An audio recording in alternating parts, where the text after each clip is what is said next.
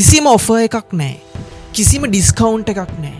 හැබැයි ඔබ දැකලා තියෙනවද සමහර වෙලාවට ඒ කිසිම එකක් නැතුවත් මිනිස්සු කිලෝමීටර් ගාණක් පයින් ඇවිදගෙන ගිහිල්ලා ඒ කඩේම රීච් කරනවා. ඔයා දැකලා තියෙනවද සමහරලාට කිසිම බෙනිෆිට් එකක් දෙනවා කියලා බෝඩ් එකක් ලොකුවට එල්ලලා නැතත් මිනිස්සු ඒ කඩේ වටේට කැරකෙනවා. පෝලිං ගැහිලා ඒ නිෂ්පාදිත පර්චේස් කරන්න පෙළඹෙනවා.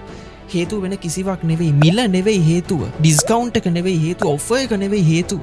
ඒ මිනිස්සුන්ගේ CX එක තමයි හේතුව. ඒකේ ඕනගේ CX එක තමයි හේතුව. ඒකේ සේවකයන්ගේ CX එක තමයි හේතුව. කස්ටමර් එක්ස්පීරියන්ස් CX හොඳින් මතක තියාගන්න. ගොඩක් අය හිතනවා නිෂ්පාදිතයක් විකුණනකොට, ව්‍යාපාරයක් කරනකොට, මං ඔෆර් එකක් දෙනකොට, ඩිස්කවුන්ට් එකක් දෙනකොට තමයි මගේ සේල්ස් වැඩි කරගන්න පුළුවන්. ඒ නිසා සමහරු දවස් 365ම ඔෆර්ස් දෙනවා. සමහරු දවස් 365ම ඩිස්කවුන්ට් කියලා ගන්නවා. හැබැයි ඔය ඩිස්කවුන්ට් ඔෆර්ස් මිල කියන එක පැත්තකින් තියලා මිලට වඩා බර අවියක් ඔතනට ගෙනාවොත්, කස්ටමර් එනකොට ලස්සනට hina වුණොත්, කස්ටමර් එනකොට ලස්සනට කතා කරොත්, සුහද වුණොත්, සුහදව සම්මුඛ වුණොත්, අන්න කස්ටමර් එක්ස්පීරියන්ස් එක ප්‍රබල වෙනවා. CX එක ප්‍රබල වෙනවා. එතකොට ඔබට